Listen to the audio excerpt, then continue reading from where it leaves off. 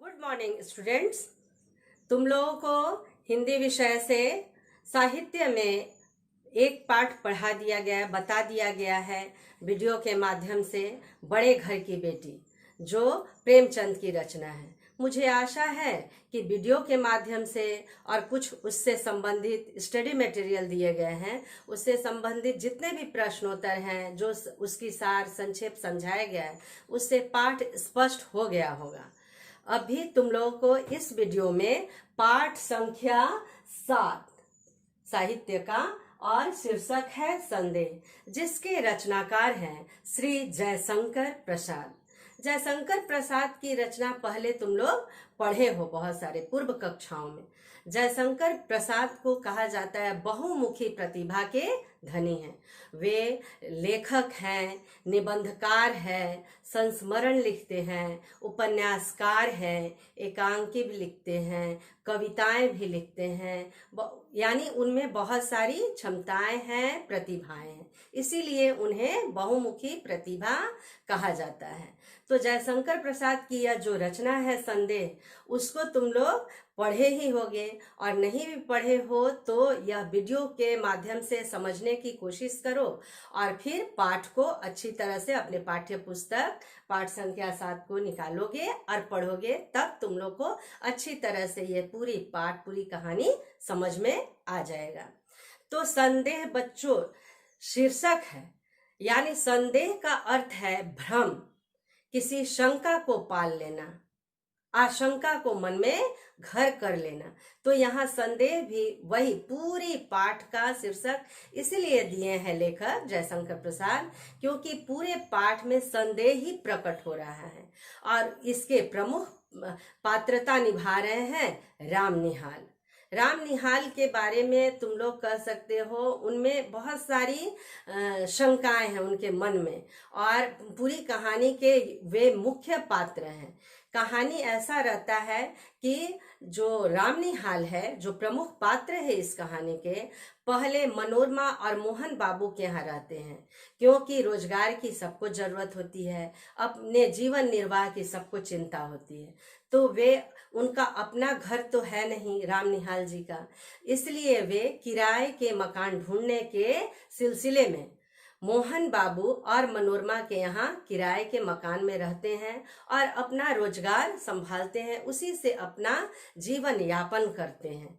फिर वहां छोड़कर फिर दूसरे जगह श्यामा के घर में आते हैं, वहां भी एक किराएदार के रूप में ही रहते हैं और साथ साथ अपने जीवन यापन के लिए वहां भी एक रोजगार खोजते हैं। अपने काम धंधे के सिलसिले में श्यामा के घर में किराए पर रहते हैं और अपने जीवन को चलाने के लिए कुछ आमदनी करते हैं। इसलिए इसी सिलसिले में मोहन बाबू और मनोरमा से उनकी पहले से ही पहचान है। एक बार की बात है कि राम निहाल अपने सामान को सजा रहे थे। श्यामा के पूछने पर उन्होंने कहा कि मैं मनोरमा के घर जाता हूँ, क्योंकि मनोरमा ने उसे बुलाया है अपनी सहायता के लिए। मनोरमा का एक समस्या था कि मोहन बाबू के एक दूर के रिश्तेदार ब्रजकिशोर जी हैं। ब्रजकिशोर चाहते हैं मोहन बाबू के धन संपत्ति को ले हड़प ले, लेकिन मनोरमा इसका विरोध करती है। वह किसी से मदद लेने की गुहार लगा रही है, वह है निहाल बाबू। तो राम निहाल बाबू को वह अपनी सहायता के लिए बुलाती है। श्यामा के घर से निहाल जो है मनोरमा के पास जाते हैं उसकी सहायता करने के लिए। तो मनोरमा उनसे अपनी समस्या की समाधान के लिए चर्चा करती है। तो राम निहाल जो है उसे मदद की सांत्वना देते हैं। श्यामा उन्हें समझाती है, यानी राम निहाल को समझाती है कि राम निहाल मनोरमा के पास जाए और उसकी सहायता करके पुनः श्यामा के घर ही लौट आए। तो राम निहाल इस बात को मान जाते हैं। वे जाते हैं, मनोरमा की कुछ सहायता करते हैं। जैसे घाट पर जाते हैं गंगा का, वहाँ पर मोहन बाबू और मनोरमा को वहाँ बाजरे पर बैठाकर, नाव पर बैठाकर घुमाते हैं, उनकी मन बहलाते हैं, उनकी समस्याओं को सुनते हैं, फिर उन्हें घर लाना, उन्हें अपने घर तक, गंतव्य तक पहुँचा देना। उसके बाद फिर वे पुनः वापस श्यामा के घर लौटने की बात श्यामा स्वयं उन्हें समझाती है। तो श्यामा उन्हें समझाती है कि अपनी रोजी रोजगार को वे छोड़कर कहीं न जाए, एक जगह स्थिर रहकर अपने जीवन निर्वाह के लिए कुछ जो आमदनी करते हैं, एक जगह स्थिर रहे। श्यामा उनकी शुभ चिंतक है, हितैषी है राम निहाल बाबू की, और उन्हें समझा रही है बार बार कि वे एक जगह स्थिर होकर स्वयं काम धंधे में संलग्न रहें और अपनी जीवन यापन के लिए कुछ आमदनी करें। निहाल बाबू भी ऐसा ही करते हैं। तो बच्चों, इस संपूर्ण पाठ को समझने के लिए तुम लोगों को इस पूरी पाठ को यानी कहानी को तुम लोगों को समझना होगा, यानी 2 बार 3 बार उसको स्व अध्ययन करना होगा, पढ़ना होगा। फिर इस वीडियो को 1 बार 2 बार देखोगे तो समझ में आ जाएगा शिक्षिका तुम लोगों को इस पाठ में क्या समझाना चाहती है।